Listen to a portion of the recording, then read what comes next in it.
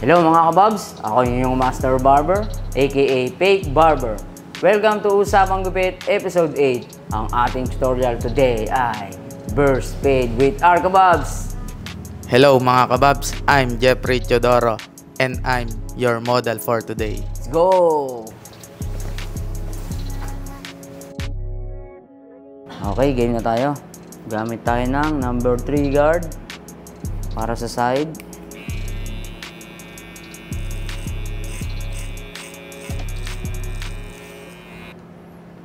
Sunod, gamit tayo ng 1.5 close lever. Dito lang tayo.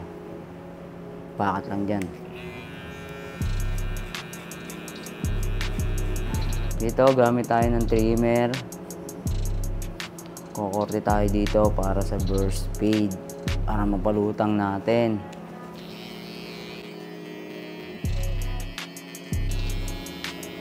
Ito, tanggalin nyo na rin agad.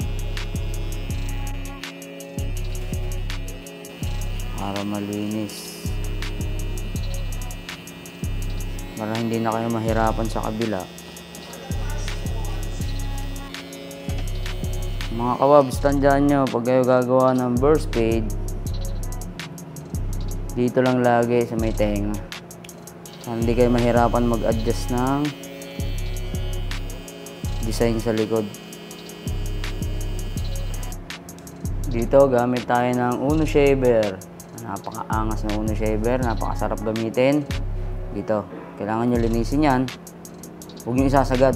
Huwag nyo isasagad para maging may labasan pa rin ng transition. Yung blending. Yan.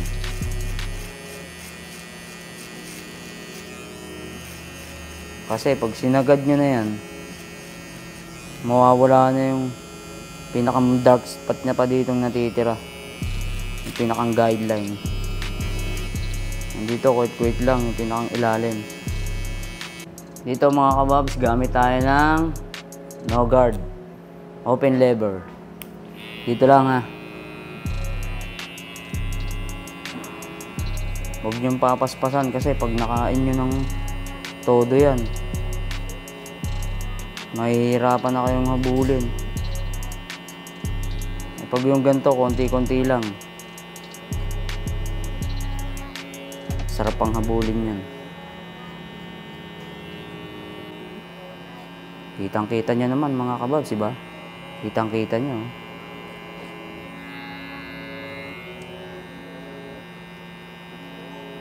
Ito, gamit tayo ng number 1. Half open lang mga kababs. Kasi ito, tatanggalin natin ito ng paunti-unti. Hindi natin kailangan persehing tanggalin. Half open lang mga kababs. Ayan, half open. Nakita nyo, di ba? Mga kababs. Konti-konti lang. Tapos mga kababs, ang lagi lang natin gagamitin ito. Yan, dalawang tabi. Para hindi siya napepersa ng kain. Kasi magkakauka yan pag pinersa mong ganun. Kapag yung ganito, hindi siya uuka agad. Kumbaga maiingatan mo yung nababawasan mong mga buhok. Hindi siya persadong natatanggal. Sa kabila, ganun lang din ang proseso nito. Yan talaga, ito lang dulo-dulo. Mas mai-enjoy mo yung motion ng paggamit ng clipper. Okay mga kababs. Dito, gamit tayo ng clipper 0. Sagad tayo ha. Tatanggalin natin yung pinakang kantong yan. Ganun pa rin. Dalawang kanto lang yung patatanggal mo. Para hindi siya napepersa. Dito, pagpagan natin para malinis tingnan. Ito mga kababs, gamit ulit tayo ng 1.5 guard. Dito naman, lilinisin lang natin. Sa kabila, ganun lang din ang proseso. Dito, kaya binalik natin yung 1.5. Kasi nagta-transition na tayo dito ng Dito, blending.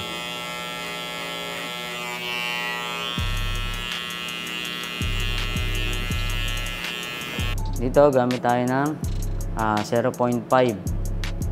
Dito, meron pang mga dark spot dyan. Tatanggalin natin. Gagamit tayo ng open, half, close.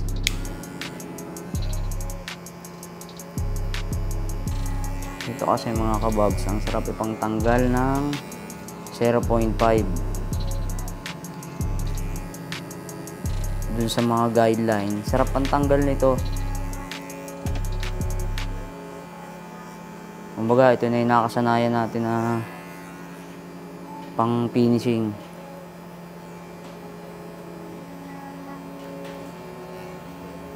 Tsaka tip ko sa inyo mga kababs, pag magpipinish talaga kayo, napaka-importante ng 0.5. Huwag na huwag kayong magpapawala ng 0.5. Napakalaking bagay nito. Pe-play mo lang siya. Tansyado nyo na yan kung ano yung adjust ng kukunin nyo. Sungkit-sungkitin nyo lang, nakikita nyo yung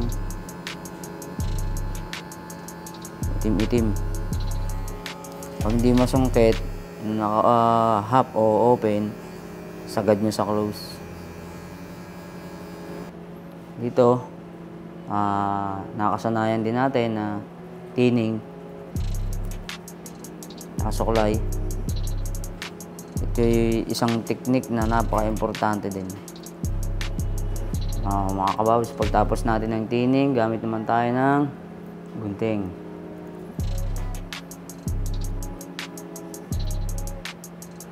Yan, nakita niyo yan, ganyan. Sa kabila yung proseso, ganun lang din ang gagawin natin. Mga kababs, ito, gamit ulit tayo ng trimmer. Baka tayo ng dito, pag gagawa kayo ng pinakang sikap ang tawagin, temple, huwag tayo masyadong kakain kasi masyadong lalaki yung pagkakasi niya dito.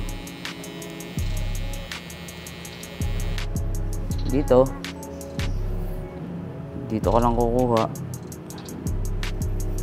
para lumutang yung pagka-burst fade niya. Pag gagawa kayo ng burst fade, tanong nyo rin sa client kung ano yung gusto niya ang korte sa likod. Kasi merong iba gusto pa bilog, yung iba naman medyo patusok. Pero depende rin sa inyo kung tingin nyo na mas bagay yung sa korte ng likod niya. Ako, ginawa ko ganito kasi mas bagay dito yung kanyang pagkaka-burst fade ng buhok niya. Sa kabila, ganun din ang gagawin. Ganun lang proseso. Mabilis lang to. Mga kababs, kayang-kaya niya to. Yan si Babs Up. Nag-share ng knowledge. Hindi pinagdadamot. Diba, may mga tutorial tayo. Mga kababs, labaha tayo. Razor, yung lagi kong sinasabi, ang razor ay labaha.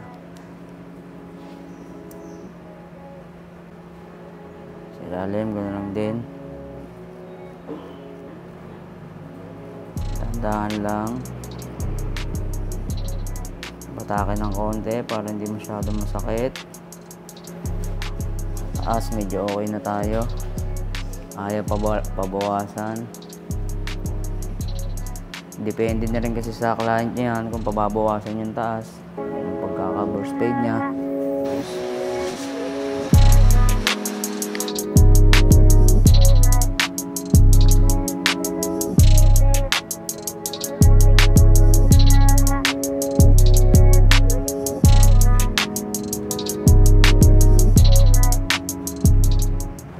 Mga kababs, thank you for watching our episode 8 tutorial video na burst fade.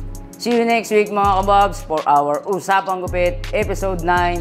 Signing out ang inyong master barber Mike Cornell aka Fake Barber.